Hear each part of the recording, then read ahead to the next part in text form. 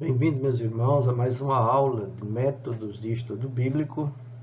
E nessa nossa quinta aula, nós estaremos dando continuidade ao método de estudo devocional. Nós vamos ver um segundo exemplo para que possa fixar melhor, tá bom, este método de estudo, a fim de que você possa melhorar e crescer cada vez mais na meditação da palavra do Senhor, aplicando o método devocional.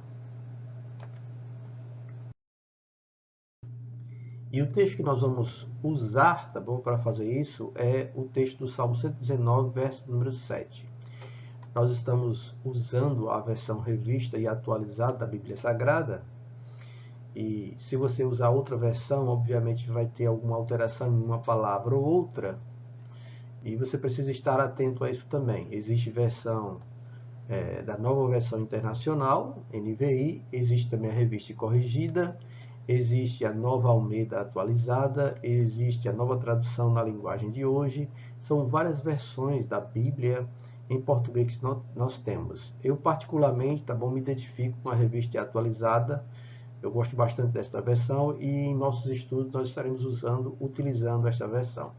Então o texto bíblico do Salmo 119, verso 7 diz: Render-te-ei graças com integridade de coração quando tiver aprendido os teus retos juízos. Isso está lá, tá bom? No Salmo 119. Aí nós precisamos agora aplicar os passos do método OICA sobre esse texto para podermos entender o que o autor deseja transmitir através deste versículo. Nós vamos interpretá-lo como se fosse o autor escrevendo este verso.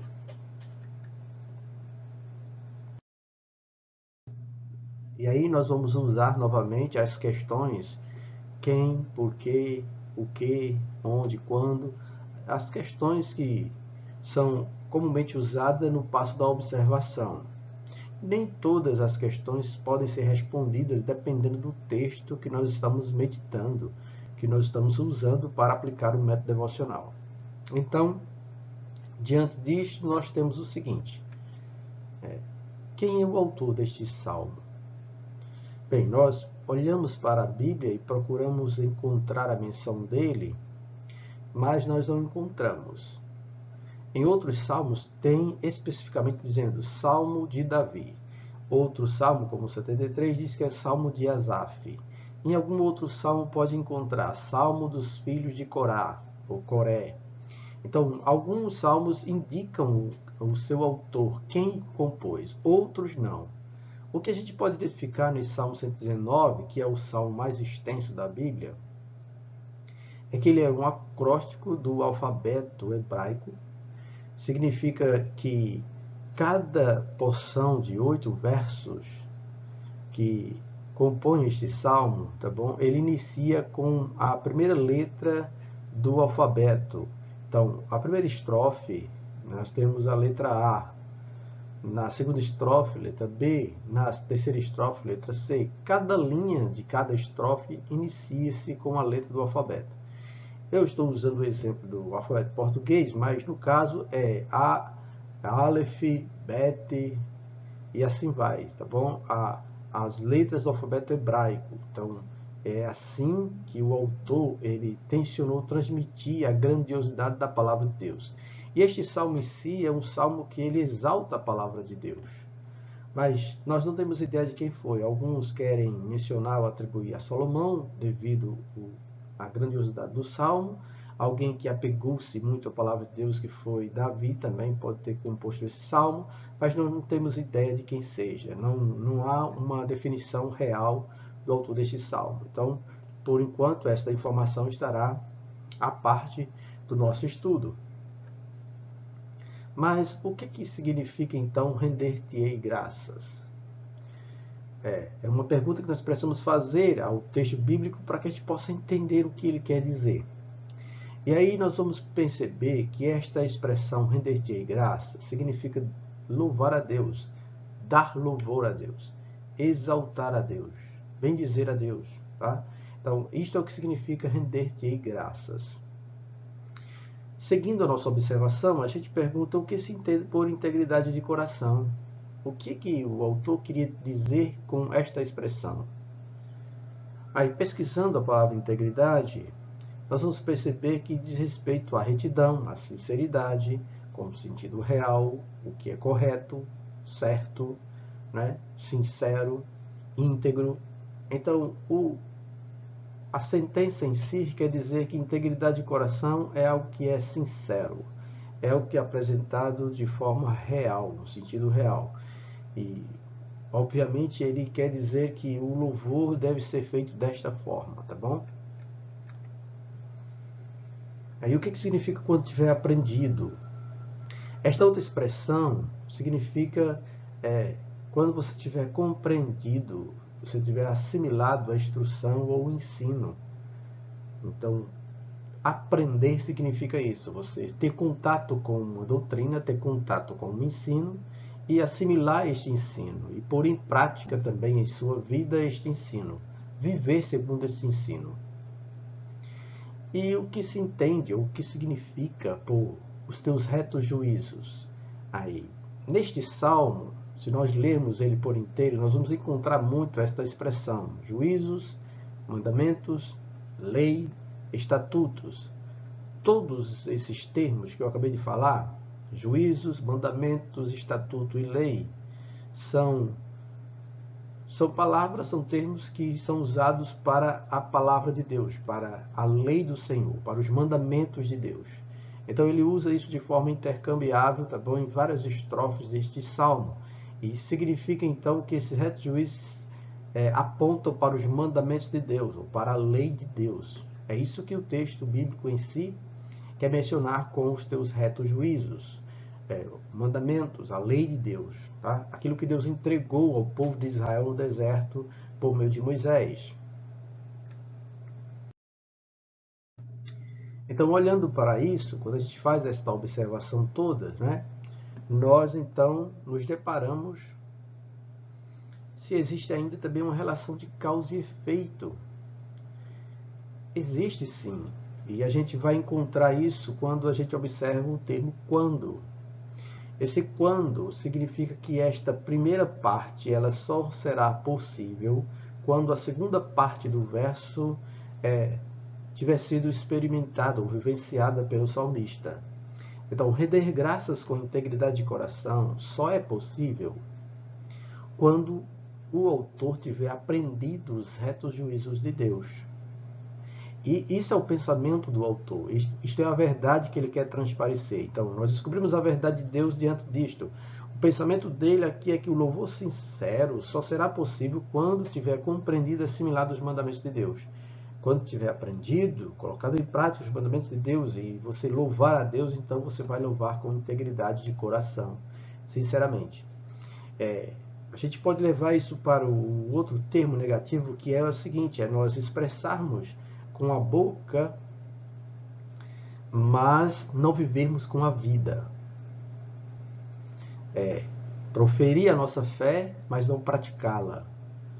Então a gente não vai louvar ou render graças ao Senhor com integridade se não estivermos unidos a nossa fala ou a nossa fé com a prática da fé. Isto, então, é o que o salmista tenciona dizer, tá bom? Ao falar este verso, eu render-te graças com integridade de coração, quando eu tiver aprendido os teus retos juízos. Bem, diante da observação que nós fizemos, diante do esmiuçar do texto, eu pego o meu caderno, escrito este verso, e começar a fazer as perguntas e sair respondendo as perguntas na observação. O próximo passo, então, será eu juntar essas informações todas e criar a interpretação do texto bíblico. Estabelecer essa interpretação. Então, olhando para o Salmo, após nós observarmos o texto, fazermos a análise dele com as questões da observação, nós vamos então juntar todas as informações feitas nesse passo da observação para descobrir o pensamento dele. E aí, quando nós olhamos tudo, nós vamos compreender que o autor está afirmando que quando se aprende os mandamentos de Deus, se torna possível render graças ou louvar a Deus com sinceridade de coração. Esta é a realidade desse verso. É isso que o verso tenciona falar conosco. Ou ainda, a gente pode entender a seguinte verdade contida nisto aí, que há uma relação direta entre a verdadeira adoração e o conhecimento e prática dos mandamentos de Deus. Deus, ele vai entender, ele vai receber o seu louvor se realmente você conhece os mandamentos de Deus e pratica os mandamentos de Deus. Isto é uma realidade no nosso meio, na realidade também no povo de Deus. Existe um verso na palavra de Deus, no Velho Testamento, que o Senhor diz, ou denuncia, através do seu profeta, dizendo que esse povo se aproxima de mim com lábios, mas o seu coração está distante de mim. Então, isso é a negativa desta afirmação que o salmista, no Salmo 119, verso 7, tenciona falar. E a gente precisa estar atento a isso. E aí, então, nós, devido a essa observação, já feita a nossa interpretação, aquilo que o autor desejava transmitir, entendida a verdade do texto bíblico, nós passamos, então, a procurar uma correlação. Aí a correlação, como eu falei antes, é um texto que vai apontar para aquilo que nós estamos observando. Um outro texto bíblico significa outros textos bíblicos, outro texto na Sagrada Escritura, que aponta para o que foi observado no nosso texto, no texto base que nós usamos para realizar um método devocional. Então, um outro texto que evidencia essa relação direta entre verdadeira adoração e os mandamentos de Deus se encontra no Salmo 138. O Salmo 138 é um salmo de Davi. Lá menciona que o autor é Davi. E aí Davi relata que ele e os reis da terra renderão graças ao Senhor por causa da verdade de Deus, por sua palavra, pelos mandamentos de Deus, pela fidelidade dos mandamentos do Senhor. Então, este salmo 138, versículo 2 e verso 4, vai falar sobre isso. Vai atestar esta mesma verdade do Salmo 119, verso 7, que nós só renderemos verdadeiro louvor ou renderemos graças a Deus com integridade de coração quando tivermos aprendido os mandamentos de Deus. Isto é o que a gente tem na Sagrada Escritura. Feito isso, então nós vamos agora para a aplicação. A aplicação vai dizer respeito a transpor aquilo que o autor escreveu para a sua época, para os dias de hoje, para os leitores de hoje, para mim que estou fazendo o estudo, para você que está realizando esse estudo e para aqueles que a gente vai transmitir esse estudo. E aí, dessa forma, segundo o que o autor bíblico transmite, só acontece a adoração e o louvor sincero quando conhecemos e vivemos os mandamentos de Deus. Ou, ainda, Deus só recebe nosso louvor se vivemos segundo os seus mandamentos. Esta é a realidade que nós temos, é a aplicação que nós tiramos deste verso da palavra do Senhor através do método de estudo devocional.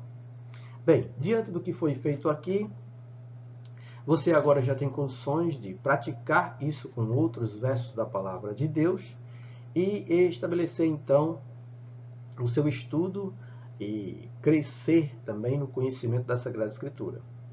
Eu quero apenas fazer uma observação que, a partir deste método, então, possa ser que algum de vocês sejam convidados para deixar uma saudação ou uma meditação na Palavra de Deus na sua congregação, na sua igreja local, ou quando você estiver visitando uma congregação e alguém chegar e dizer a você que você está com uma oportunidade, né? Você foi chamado à frente para deixar uma saudação para a igreja ou deixar uma meditação, uma breve meditação para a igreja. Então, a partir do método devocional, você já pode fazer isso. Você pode meditar na palavra do Senhor em sua casa, estudar um verso da palavra do Senhor, esboçar, tá bom? Tudo aquilo que você observou, juntar para descobrir a interpretação e, após isso, ter a aplicação. Aí, quando você tiver uma oportunidade de ir em alguma congregação ou na sua igreja local, for chamado para dar uma saudação ou deixar uma saudação ou uma meditação, você agora já tem condições de fazer isso. Você tem meditado na palavra do Senhor, tem estudado o método devocional, então você pode levar tranquilamente e deixar para a igreja, para os irmãos, para aquela congregação, essa sua meditação. Ou, quem sabe, em uma sala de aula também, quando nós somos convocados ou chamados para deixar um verso bíblico, uma meditação para os alunos ou os nossos colegas de sala de aula. Então, diante disso, tá bom? Eu quero incentivá-los a praticar cada vez mais este método.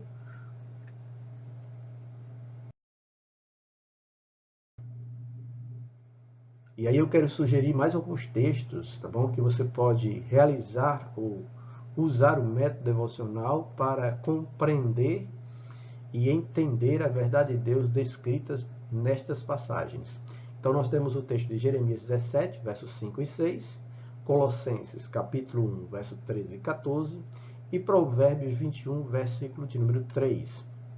Você vai usar o método devocional nestes textos bíblicos e quando você tiver, tá bom, realizado esse estudo, você envie o seu estudo para o seguinte e-mail, tb.acevpm@gmail.com. Eu vou estar recebendo esse seu estudo e vou dar feedback para você. Eu vou responder de volta o seu e-mail, analisando o estudo que você fez, para que você tenha a noção de que se está fazendo corretamente, se está aplicando corretamente, se entendeu o texto corretamente ou não. Então, será um prazer para mim realizar isso e que você realmente seja abençoado e cresça cada vez mais na meditação da palavra do Senhor. Que Deus abençoe vocês e até a nossa próxima aula.